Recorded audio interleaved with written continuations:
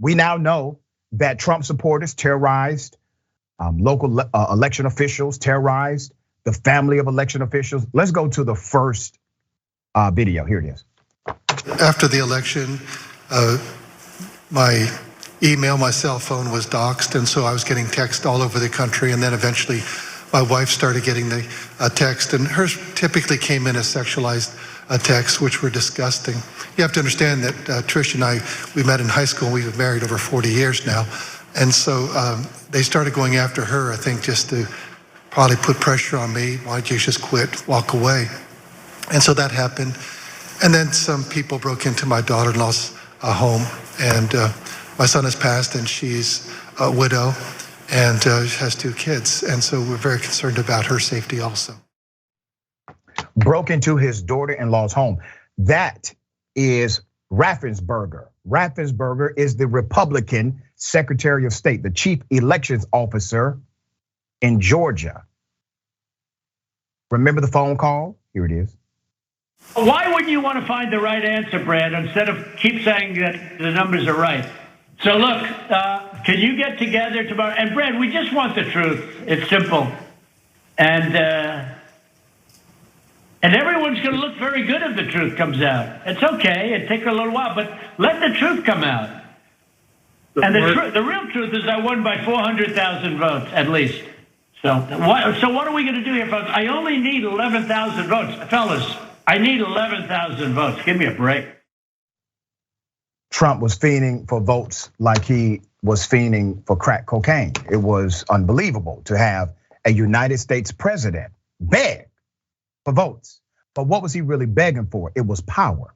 Now, remember Trump, Giuliani, and others, they decided to make villains out of hard-working people, hard-working Black mothers in particular, who signed up to do a job that doesn't pay a whole lot of money, but gives you a lot of satisfaction because you know you are part of a dynamic operation in democracy.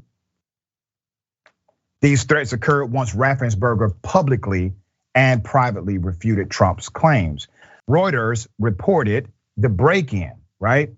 Which neither the committee nor Raffensperger detailed further at the hearing. The news service also reported last year that death threats and other threats of violence against Raffensperger and his wife continued months after the 2020 election, and that they spent a week in hiding, and canceled visits with the family in order for them and the family to stay safe. Members of the Oath Keepers, a far-right militia group, showed up outside of their home. Okay. These are Republicans threatening to kill Republicans. These are not Democrats. These are not progressive, libertarians, people in the Green Party. No, these are other conservatives who would like to kill the family members of Republicans who actually decided to follow the law. Now, I'm not a Raffensperger fan. Raffensperger, even though he did what he did on that phone conversation, he actually supported legislation to restrict voting in the state of Georgia. So I have a policy issue with Raffensperger, but I don't want Raffensperger dead because we have a political issue, a policy dynamic. I don't want his wife dead. I don't want his children to die and homes be burglarized. I don't want that, all right? But Republicans do. And every conservative who decided to not say anything to those who follow them, any conservative leader who did not denounce this action immediately, well, they wanted it too. There's more. Besides Raffensperger, let's put up the picture of Miss Moss. Her name is Shay Freeman Moss, a former Georgia election worker, became the target of a conspiracy theory spread by Trump and his allies. It was all lies, all lies. Her life was turned upside down because of lies from Giuliani, Trump, and others. She detailed how the allegations against her changed her entire life. Here it is. I no longer give out my business card. I don't transfer calls. I don't want anyone knowing my name. I don't want to go anywhere with my mom because she might yell my name out over the grocery aisle or something. I don't go to the grocery store at all. I haven't been anywhere at all. I've gained about 60 pounds. I just don't do nothing anymore. I don't want to go anywhere. I second guess everything that I do. It's affecting my life in a major way, in every way. All because of lies. For me doing my job, same thing I've been doing forever. Trump is not a victim, she is. People like her, victims of these lies. In a call with Raffensperger, Trump brought up Moss 18 times, brought up Miss Moss 18 times. Meanwhile, Rudy Giuliani claimed in an appearance before the Georgia lawmakers that Miss Moss and her mother, Ruby Freeman, were seen on camera passing a suspicious USB drive while counting election results in Fulton County, Georgia. He insisted the two should have been questioned and had their homes searched for evidence, all right? Ms. Moss testified about what that was. It was simply a ginger mint that was being passed to her from her mother. Her mother passed her a ginger mint, not a USB drive.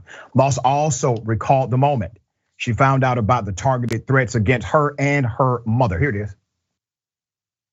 Of course, the first thing that I said was like, why? Why are they doing this? What's going on?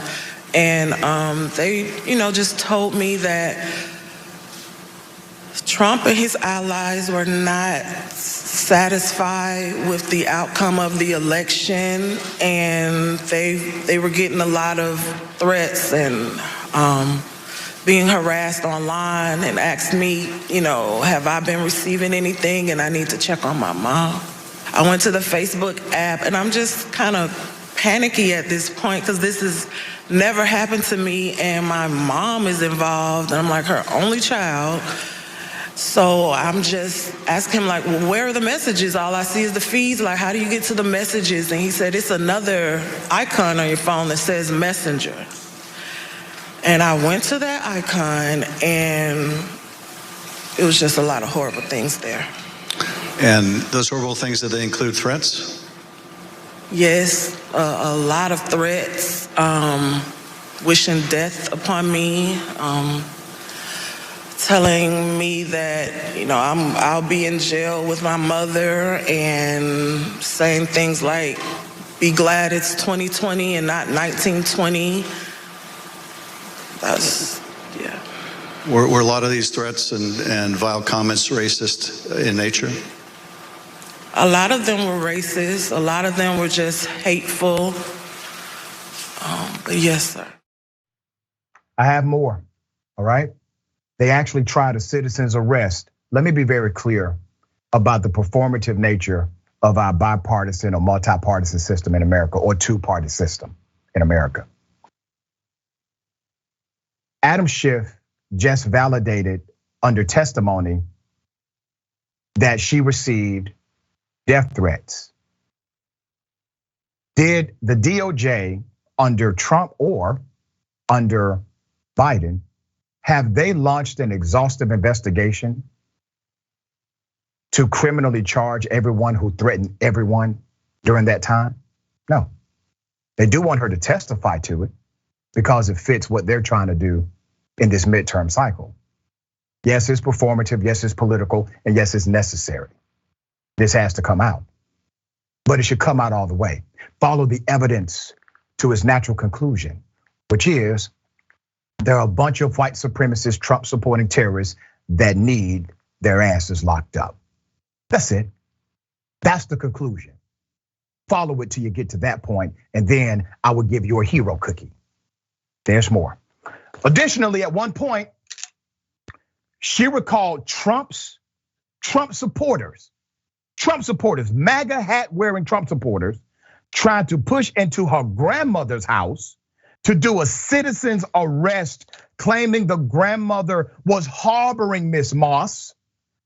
She was sent dozens of pizzas in the middle of the night, which then delivery people expected her to pay. Let's put up a picture of her and her mother. Her mother is still very supportive. This ordeal has been completely life-changing for that entire family and in the worst way. Freeman detailed to the committee in a private testimony how her life changed as well. Here it is. I was Lady Ruby. My community in Georgia, where I was born and lived my whole life, knew me as Lady Ruby. I built my own business around that name, LaRuby's Unique Treasures. I wore a shirt that proudly proclaimed that I was, and I am, Lady Ruby. I wore that shirt on Election Day 2020. I haven't worn it since, and I'll never wear it again. Now I won't even introduce myself by my name anymore. I get nervous when I bump into someone I know in the grocery store who says my name. I'm worried about who's listening. I've lost my name and I've lost my reputation. I've lost my sense of security, all because a group of people starting with number 45 and his ally, Rudy Giuliani, decided to scapegoat me and my daughter, Shay, to push their own lies about how the presidential election was stolen. Put up their pictures again of them two together. That's Miss Shay, that's Miss Ruby. Those are good people. Those are good people who actually care about democracy. Those are good people who deserve their names back. But who took that away? Donald Trump, terrorist, living amongst us in this country, that this administration has failed to handle appropriately. I encourage everyone who sees this segment, make sure you know that those two women are real heroes, sheroes, dynamic individuals. They have nothing to be ashamed about, especially their names. All right, Jackson, thoughts here. So I think that it's really sad to see just how much influence people in high places can have, such that a random lie and a cheap lie at that, saying that she was passing a USB cord and it actually was just a mint. That was just a cheap random lie that these people made.